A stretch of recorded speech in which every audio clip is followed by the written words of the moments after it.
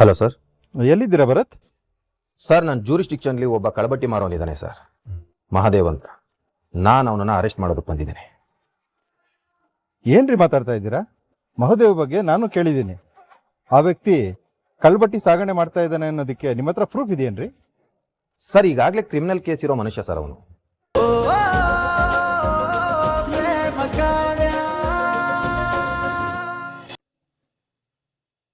ನಿಮ್ ಹಾಗೆ cheap tricks ಉಪಯೋಗಿಸಿ ನಮ್ಮನ್ನ ಕುಗ್ಸೋದಕ್ ನೋಡೋರ್ ಹತ್ರ ಪರ್ಮಿಷನ್ ಕೇಳೋದಿರ್ಲಿ. ನಿಮ್ಮನ್ನ ಮನುಷ್ಯರು ಅಂತಾನು ನೋಡೋದಿಲ್ಲ ನಾನು. ಬೇಡ ಕಾವ್ಯ, ಬಾಯಿಗೆ ಬಂದಾಗ ಮಾತಾಡಿದ್ರೆ ಪರಿಣಾಮ ನೆಟ್ಟಗಿರಲ್ಲ. ಏನ್ರಿ ಮಾಡ್ತೀರಾ? ಏನ್ ಮಾಡ್ತೀನೋ ಇನ್ನು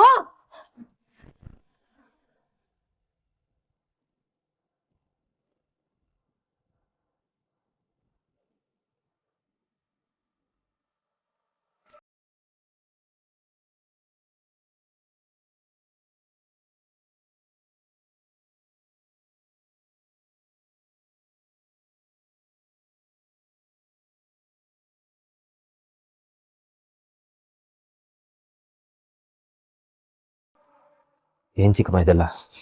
ಏನು ಮಾಡಕೊಂಡಿದ್ದೀರಾ ನೀವು? ಇವಳು ಉದ್ದಟತನಕ್ಕೆ ಏನ್ ಉತ್ತರ ಕೊಡ್ಬೇಕು ಅದನ್ನ ಕೊಡಕ್ ಹೊರಟಿದ್ದೆ.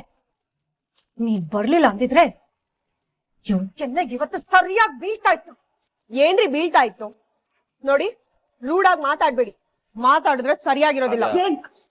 ಕಾವ್ಯ, ಒಂದು ನಿಮಿಷ ನಾನು ಮಾತಾಡ್ತೀನಿ. ಮಹಾದೇವ್, ನಾನ್ ಮಾಡಿರೋ ಅಡಿಗೆನ ಡಸ್ಟ್ಬಿನ್ ಹಾಕಿ ನನ್ ಮೇಲೆ ರೇಗಾಡ್ತಿದ್ದಾರೆ.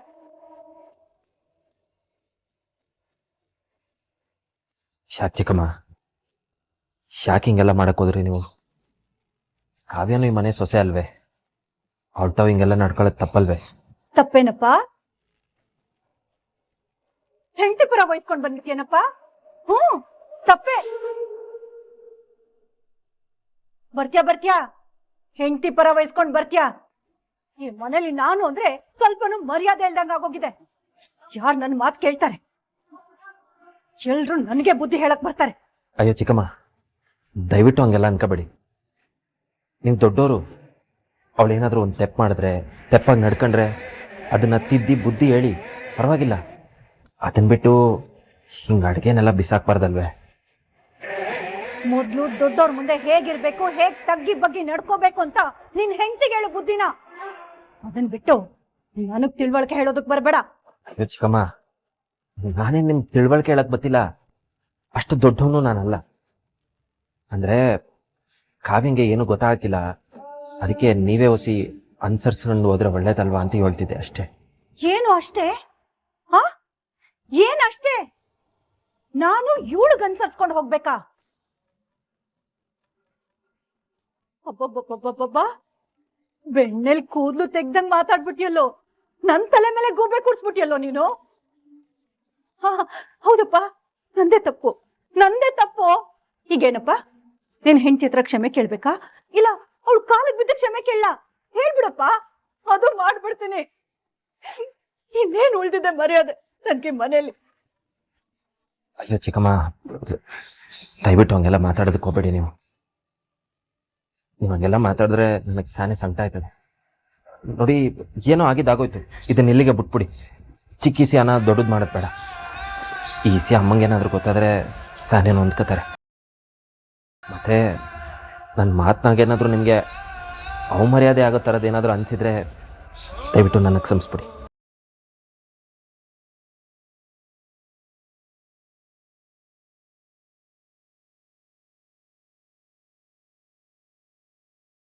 ಕಾವ್ಯ, ನಮ್ಮ ಚಿಕ್ಕಮ್ಮಂಗೆ ಬಲೆ ಬೇಗ ಸಿಟ್ಟು ಬಂದ್ಬಿಡ್ತದೆ.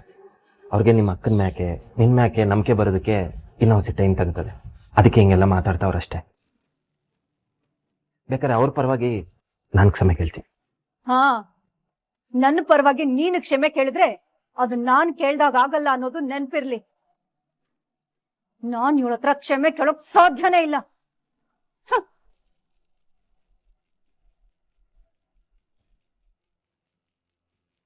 ಎಷ್ಟು ಸೊಕ್ಕಿರ್ಬೇಡ ಇವ್ರಿಗೆ.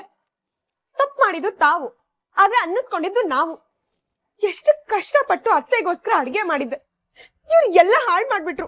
ಇವ್ರು ಮಾಡಿದ್ದು ನೆನೆಸ್ಕೊಂಡ್ರೇನೆ ಅಮ್ಮ ತಾಯಿ, ನಿನ್ ಸಿಟ್ಟು ಇನ್ನೂ ಕರಗಿಲ್ಲ ಅಂದ್ರೆ ಒಂದ್ ಕೆಲಸ ಮಾಡು, ನನ್ನ ಕೆನ್ನೆಗೆ 4 ಬಾರಿಸಿ ನೀನು ಸಿಟ್ಟನ್ನ ತೀರಿಸ್ಕೊಬಿಡು. ಬಾರಿಸು ಕಾವ್ಯ, ಬಾರಿಸು. ನನಗೆ ಗೊತ್ತು ನೀನು ಕೆಂಬೇಕಾರೆ ತಡ್ಕೊಬಿಡ್ತೀಯ, ಆದರೆ ಸಿಟ್ಟನ್ನು ಮಾತ್ರ ತಡ್ಕೊಳ್ಳಲ್ಲ ಅಂತ. ಬಾರಿಸು ಬಾರಿಸು. ಇದೊಂದ್ಸಲ ಪರವಾಗಿಲ್ಲ, ನೆಕ್ಸ್ಟ್ ಟೈಮ್ ಹೀಗೆ ಆದ್ರೆ ಹುಡ್ಕೊಂಬಂದು ಹೊಡಿತೀನಿ, ಸರಿನಾ? ಆಯ್ತು, ಹೊಡಿಯುವಂತೆ. ನಿನ್ನ ಮಾತಿನ ಪೆಟ್ಟನೇ ತಡ್ಕೊಂಡಿದ್ದೀನಿ. ಇನ್ನಿದ್ಯಾವ ಲೆಕ್ಕ? ಬರ್ತೀನಿ.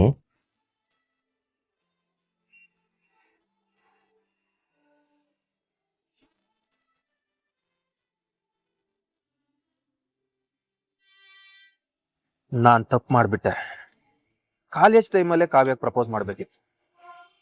ಈಗ ಯಾರೋ ಬೇರೆ ನೋಡೋನ್ ಮದುವೆ ಆಗ್ಬಿಟ್ಟಿದ್ದಾನೆ. ನೋಡಿದ್ರೆ ಹೊಟ್ಟೆ ಉರಿದು ಬೂದಿ ಆಗ್ತಾ ಇದೆ. ಯಾಕೆ ಈಗ ಮಾಡ್ಬಿಟ್ಟೆ ಕಾವ್ಯ?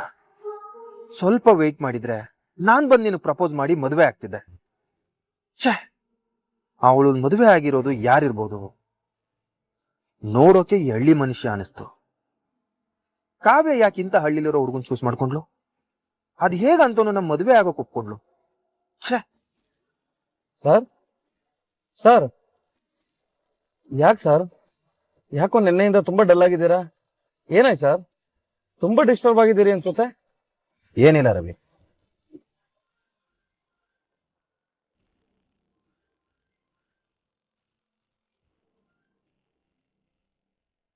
ಹಲೋ. ಹಾ, ಸರಿ sir, okay sir. Sir, station ಇಂದ ಕಾಲ್ ಬಂದಿತ್ತು. ಆ ಮಾದೇವನ್ನ ಅರೆಸ್ಟ್ ಮಾಡೋದಕ್ಕೆ ಅರೆಸ್ಟ್ ವಾರೆಂಟ್ ಬಂದಿದೆ. Good, very good. ರೀ, ಸೀದಾ ಗಾಡಿನ ಮಾದೇವ್ ಮನೆ ಮುಂದೆ ನಿಲ್ಸ್ರಿ. ನನಗೆ ಚಾಲೆಂಜ್ ಮಾಡ್ದಲ್ಲ ಅವನು. ಇವತ್ತು ಈ ಬರತ್ತೆ ಏನು ಅಂತ ಅವನಿಗೆ ತೋರಿಸ್ತೇನೆ.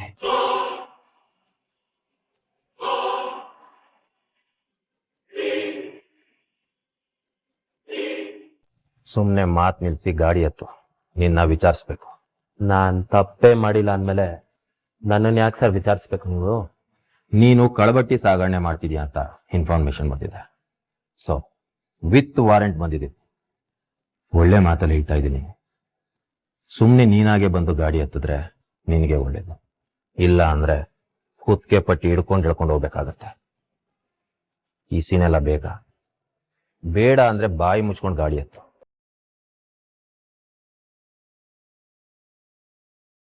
ಸರ್ ಸರ್ ಸರ್, ದಯವಿಟ್ಟು ನನ್ನ ಮಗನ ಕರ್ಕೊಂಡು ಹೋಗ್ಬೇಡಿ.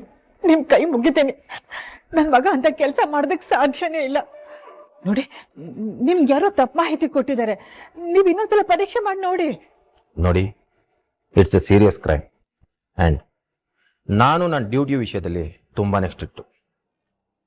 ನನ್ನ ಫ್ರೆಂಡ್ನ ಮದುವೆ ಆಗಿರೋನಾದರೂ ಅಷ್ಟೇ ಅಥವಾ ಇನ್ಯಾರೇ ಆದರೂ ಅಷ್ಟೇ, I will do my duty.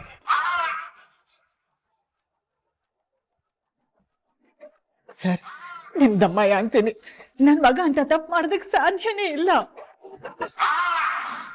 Sir sir,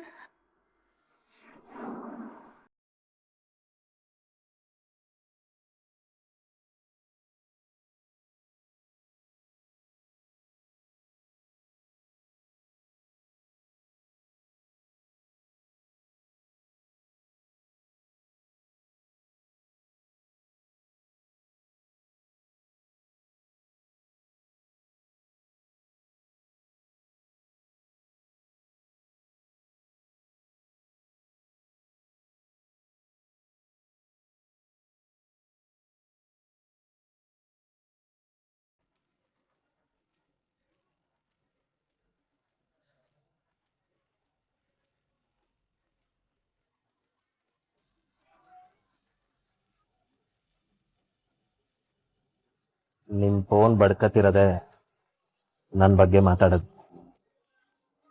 ಎತ್ತಿ ಸರ್ ಫೋನು.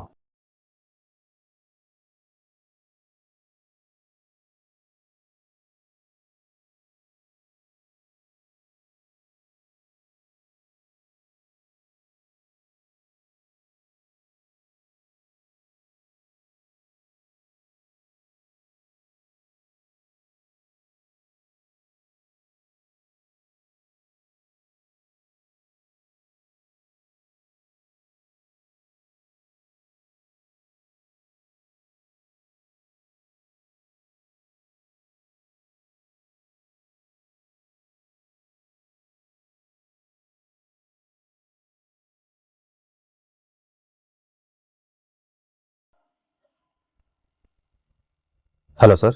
ಎಲ್ಲಿದ್ದೀರಾ ಭರತ್? ಸರ್, ನನ್ನ ಜೂರಿಸ್ಟಿಕ್ಷನ್ಲಿ ಒಬ್ಬ ಕಳಬಟ್ಟಿ ಮಾರೋನಿದ್ದಾನೆ ಸರ್, ಮಹಾದೇವ್ ಅಂತ. ನಾನು ಅವನನ್ನು ಅರೆಸ್ಟ್ ಮಾಡೋದಕ್ಕೆ ಬಂದಿದ್ದೇನೆ. ಏನ್ರಿ ಮಾತಾಡ್ತಾ ಇದ್ದೀರಾ? ಮಹದೇವ್ ಬಗ್ಗೆ ನಾನು ಕೇಳಿದ್ದೀನಿ. ಆ ವ್ಯಕ್ತಿ ಕಳ್ಬಟ್ಟಿ ಸಾಗಣೆ ಮಾಡ್ತಾ ಇದ್ದಾನೆ ಅನ್ನೋದಕ್ಕೆ ನಿಮ್ಮ ಹತ್ರ ಪ್ರೂಫ್ ಇದೆಯೇನ್ರಿ? ಸರ್, ಈಗಾಗಲೇ ಕ್ರಿಮಿನಲ್ ಕೇಸ್ ಇರೋ ಮನುಷ್ಯ ಸರ್ ಅವನು. ಸುಮಾರು ಗಾಡಿಗಳನ್ನ ಇಟ್ಕೊಂಡು ಅನುಮಾನಾಸ್ಪದವಾಗಿ ಏನೇನೋ ಬಿಸ್ನೆಸ್ ಮಾಡ್ತಾ ಇದ್ದಾನೆ. ಸ್ಟೇಷನ್ಗೆ ಬಂದು ಮೀಟ್ ಮಾಡು ಅಂತ ಹೇಳಿದ್ರೆ ತುಂಬಾನೇ ತಲಾಟೆ ಮಾಡ್ದ. ಅದಕ್ಕೆ ಅವನ ಗಾಡಿಗಳನ್ನೆಲ್ಲ ಸೀಸ್ ಮಾಡಿ ಅರೆಸ್ಟ್ ವಾರೆಂಟ್ ತಗೊಂಡು ಅರೆಸ್ಟ್ ಮಾಡೋದಕ್ಕೆ ಬಂದಿದ್ದೀನಿ sir. What is this nonsense? ಸ್ಟೇಷನ್ಗೆ ಬರಲಿಲ್ಲ ಅಂತ ವಾರೆಂಟ್ ತಗೊಂಡು ಮನೆವರೆಗೂ ಹೋಗಿದ್ದೀರಾ? ಇದು ನಿಮ್ಗೆ ಅತಿ ಅನ್ನಿಸ್ತಾ ಇಲ್ವಾ? ಆ ವ್ಯಕ್ತಿ ಮೇಲೆ ಏನಾದ್ರೂ ಪರ್ಸನಲ್ ಗ್ರಜ್ ಇದೆಯಾ ಹೆಂಗೆ? ಸರ್, ಹಾಗೇನೂ ಇಲ್ಲ ಸರ್. ವಿ ಆರ್ ಪೊಲೀಸ್, ಕಾನೂನು ಕಾಪಾಡೋರು. ನಮ್ಗೆ ಆಟಿಟ್ಯೂಡ್ ತೋರಿಸಿದ್ರೆ ಹೇಗೆ ಸುಮ್ಮನಿರೋದು ಸರ್? ಪೊಲೀಸ್ ಆಗ್ಬಿಟ್ರೆ ಹೇಗ್ ಬೇಕಾದ್ರೂ ಆಡ್ಬೋದು ಅನ್ಕೊಂಡಿದ್ದೀರೇನ್ರಿ? ನಾನು ಎನ್ಕ್ವೈರಿ ಎಲ್ಲ ಮಾಡಿನೇ ನಿಮಗೆ ಫೋನ್ ಮಾಡಿರೋದು. ನಿಮ್ಮ ಈಗೋಗೆ ಚಾಲೆಂಜ್ ಮಾಡಿದ್ರು ಅಂತ ನಿಮ್ಮ ಅಧಿಕಾರನ ಬಳಸ್ಕೊಳ್ಳೋ ಆಗಿಲ್ಲ ನೀವು. ಈಗಲೇ ಅವ್ರ ಲಾರಿ ಎಲ್ಲ ರಿಲೀಸ್ ಮಾಡಿ ಈಗಲೇ ವಾಪಸ್ ಬನ್ನಿ. ಸರ್, ಒಂದ್ ನಿಮಿಷ ನನ್ನ ಮಾತು ಕೇಳಿ. ನಾನು ಹೇಳಿದ ಅರ್ಥ ಆಗಿಲ್ವೇನ್ರಿ? ಮಹದೇವ್ ಅವರು ಸುತ್ತಮುತ್ತಳ್ಳಿಲಿ ತುಂಬಾ ರೆಪ್ಯುಟೇಷನ್ ಇರೋ ವ್ಯಕ್ತಿ. ಇವತ್ತು ನೀವು ಸುಮ್ಮನೆ ಅರೆಸ್ಟ್ ಮಾಡಕ್ ಹೋಗಿರೋದು. ಜಾಸ್ತಿ ಮಾತಾಡದೆ ಈಗಲೇ ಆ ಜಾಗ ಖಾಲಿ ಮಾಡಿ ಬನ್ನಿ.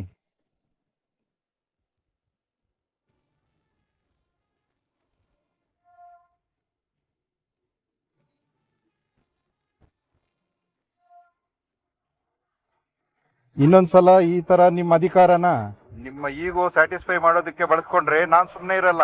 This is the first and last warning for you. ಸರಿ.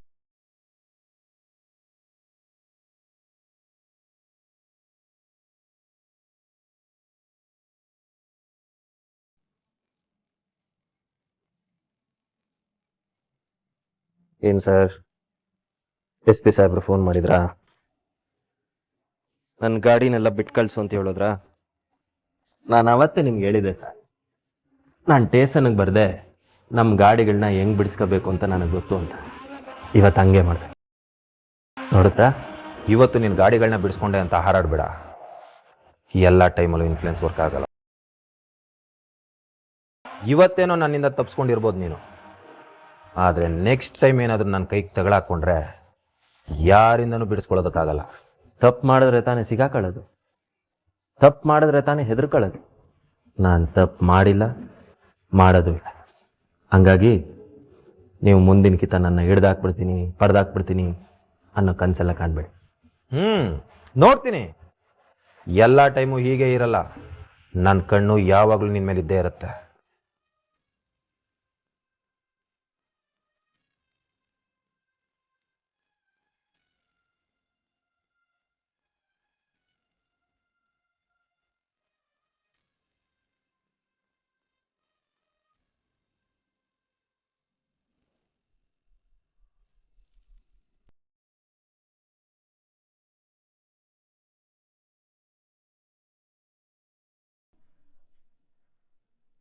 ಛೇ, ಇವತ್ತು ಇವನನ್ನ ಪೊಲೀಸ್ನವರು ಒದ್ದು ಎಳ್ಕೊಂಡು ಹೋಗ್ತಾರೆ ಅಂತ ಎಷ್ಟು ಆಸೆ ಇಟ್ಕೊಂಡಿದ್ದೆ. ಆದ್ರೆ ಈ ಸಲನೂ ಇವನ್ ತಪ್ಪಿಸ್ಕೊಂಡ್ಬಿಟ್ಟು.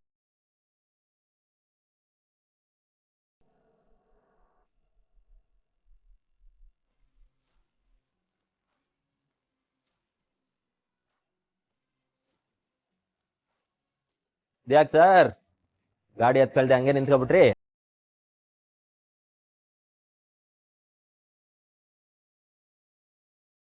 ಅಲ್ಲಲ್ಲಲ್ಲಲ್ಲಲ್ಲೇ ಟೈರ್ ಪಂಚರ್ ಆಗೋಗದೆ, ಏನ್ ಹಿಂಗಾಗೋಯ್ತು? ಛೇ, ರೀ, ವೀಲ್ ಚೇಂಜ್ ಮಾಡ್ರಿ. ವಾ, ಇದೇನ್ ಸರ್ 4 ಅಲ್ಲಿ ಪಂಚರ್ ಆಗ್ಬಿಟ್ಟಿದೆ. ಒಂದೇ ಸ್ಟೆಪ್ ಇದ್ರೆ ಉಪಯೋಗ ಬರಲ್ಲ ಬಿಡಿ. 4 ಸ್ಟೆಪ್ ಬೇಕಾಗ್ತದೆ.